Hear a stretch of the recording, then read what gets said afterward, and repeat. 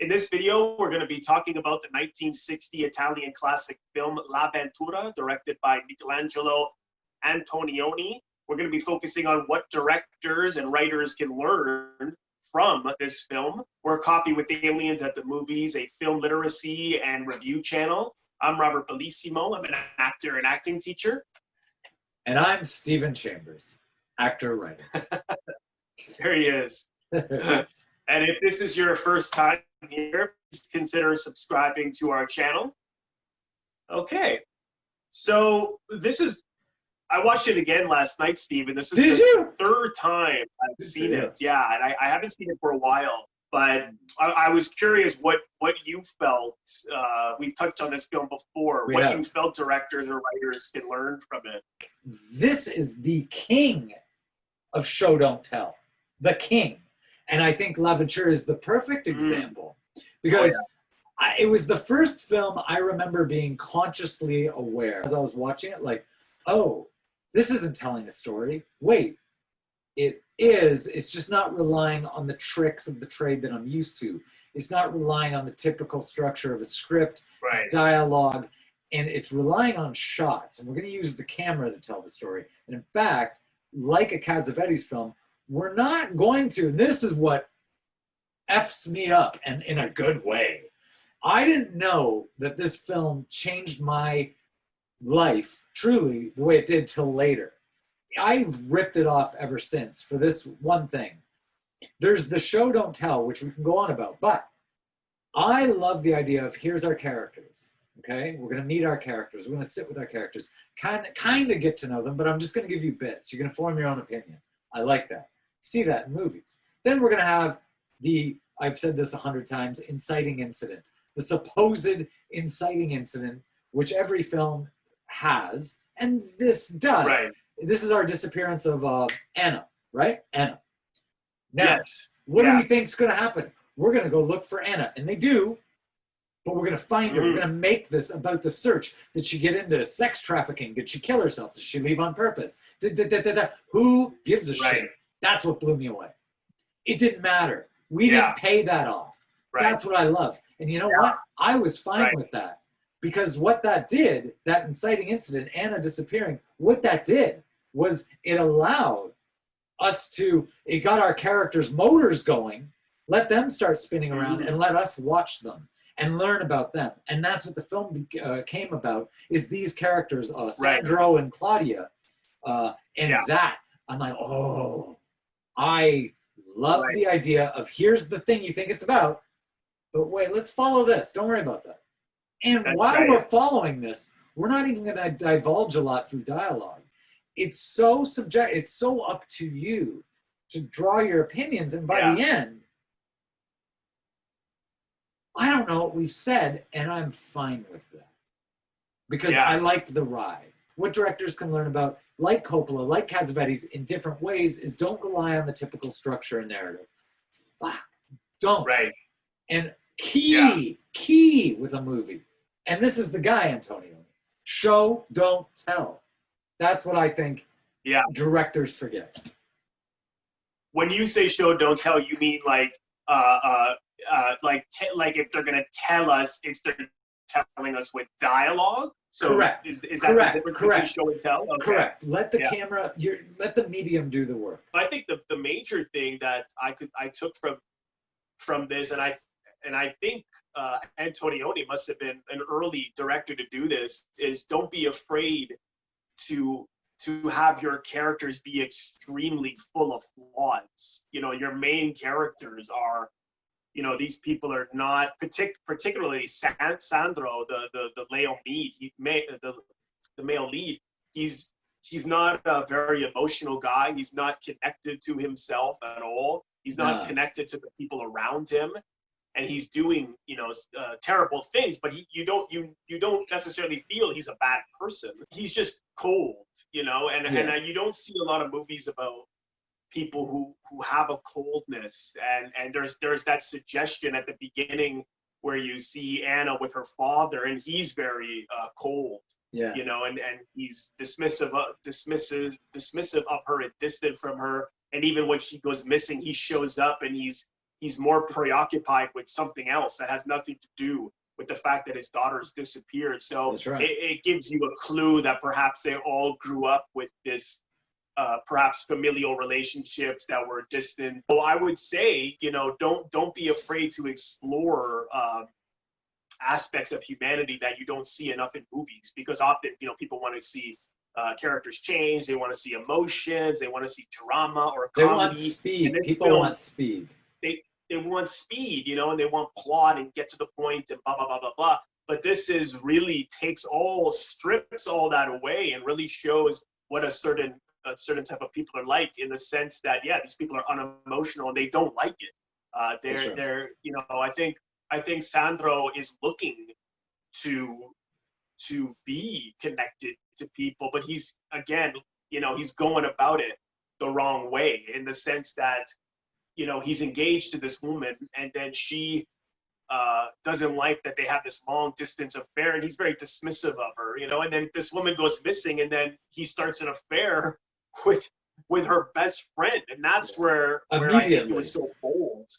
Yeah, very early. Yeah, and that's what's so bold about this film, is like, ooh, like, you know, Antonioni was not afraid to have these people do shitty things. And as much as people talk about this film, you know, exploring existentialism and, you know, the mystery, this philosophy behind the nature of whether or not people should even exist or not, you know, I mean, I can't really speak to that. I was just looking at the people. So I'm more just curious about, you know, why these people are doing what they're doing. And to me, I think Monica Vitti's character, I think that was a great role for an actress. Well, that was her, that made her a star. Yeah. And she's much more conflicted about this, like, you know, and she even says, how can everything change so fast? And that happens. And that's the thing about life, you know, boom, something can happen, and 2 or 3 things can hit you and turn your world upside down.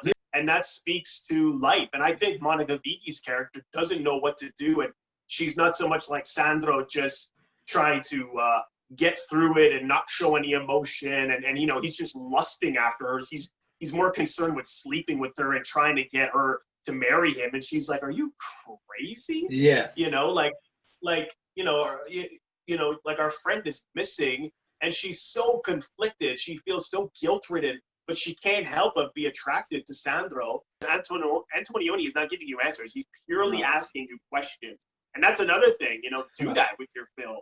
Well, if this was a Hollywood film, it would have totally been about the, you know, l'avventura means the adventure. It would have totally been about just finding this woman. Presents like a thriller, right? Like it does. It totally does. Yeah. On the isolated island and all this, and there's a storm coming, and it's the guys like, it's kind of right. That's true. It's chilling and it's exciting. Yeah. And then it kind of revs you up, like your body is ready for that experience in the film. And then, but we don't go that way at all. Yeah, it doesn't satisfy you. Because you're sort of exactly. It doesn't satisfy that piece of you that was ready for that kind of film. But the ending is also great when he's then cheats on the woman, on Monica Vitti. You know, you're already cheating on your missing fiance. Now you're cheating on this woman. Yeah. And, you know, but I think if it had ended there, you would just, Sandro would just be a total piece of shit. And he already, I don't see him as a total piece of shit. I just think he's incredibly full of flaws and does a lot of bad things.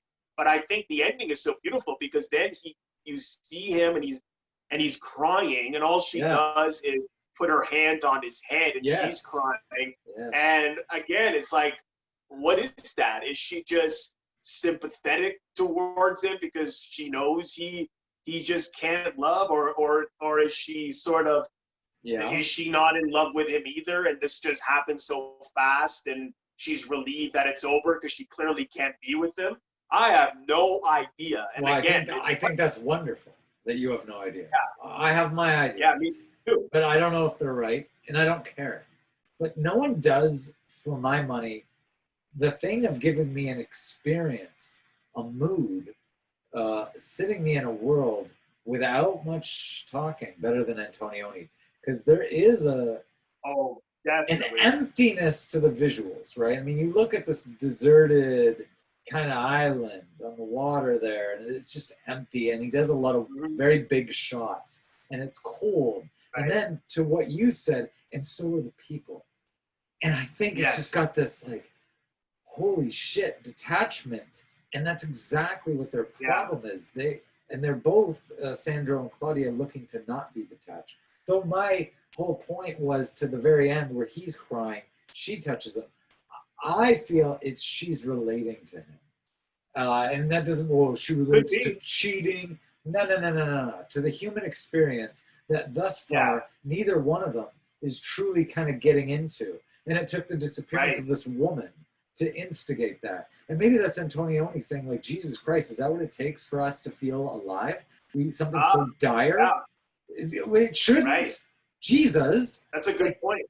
Yeah, that's really, look really at interesting. your neighbor, Yeah. have a human moment, which of course, and I'm guilty, it's harder and harder with these to do that. And Yeah. maybe Yeah. that even 50, 60, God, 60 years ago, 1960. Yeah. Yeah, 1960. 60 years ago, already us as people were getting distracted.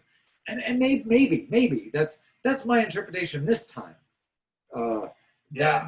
that's something he might be saying. I don't know. And I just think as a Yeah. filmmaker, Well, if that's you, really interesting. Yeah. I never yeah, thought of it. I didn't think of it that way.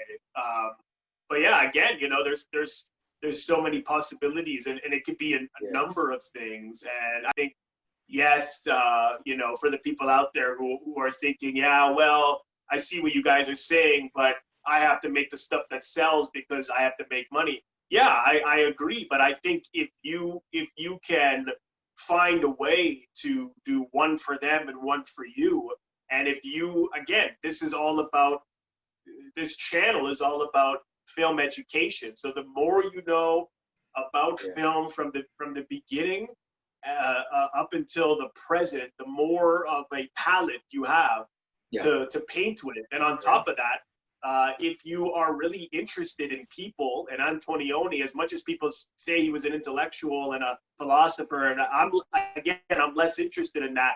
He was interested in these people and about their psychology and about their yeah, emotional life. So I think that's what's missing the most is showing people for who we are. And I think the more we can do that with films, the more we'll be able to look within. So I think finding that balance, is is key, no, So that's wait, my 2 cents. no, wait, give it a beat. So you edit, that's how you end it, what you just said. That was it, that was the end. Yeah, absolutely. And I think that's I think that's a great point to end this at. Was there anything else, Steve, you wanted to add, or? Nah, I hit all my notes. Yeah, So if you haven't seen La Ventura and you want to check it out, it is on the Criterion channel. And is it on Canopy? I think it's on Canopy. let me look right now. Keep talking. Okay.